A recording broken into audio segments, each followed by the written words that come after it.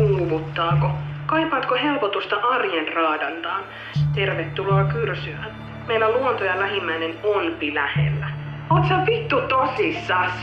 Sun tarvii lähteä mihinkään kyrpiälle, vaikka sun parisuhdekin finaali. Mun työt kestää vaan kesää ja sitten tuun takaisin.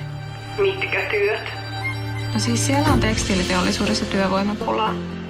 Jotain perinteisempää, mun pomo perehdyttää mut siihen paremmin. Sori nyt, mutta mun mielestä on ihan sairastakin. Ompi saatu perheenä asua, jokainen omalla paikallaan. Mitä ei osata, sitä ei tarvita. Mut suurin osa ihmisistä ei tee sitä työtä, mitä rakastaa. Täällä tekeepi kaikki. Ompi saatu antimet elämään läheltä. Joilla kylää me varjellaan. Ne, joilla elämää jatketaan. Olla 3 kuukautta ihan rauhassa. Et kerro Jannelle, et kerro Mutsille, et kerro kenellekään. Joko?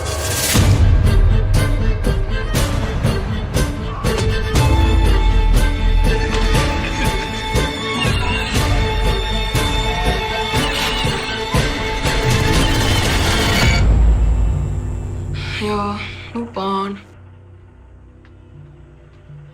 Ja matkaliput.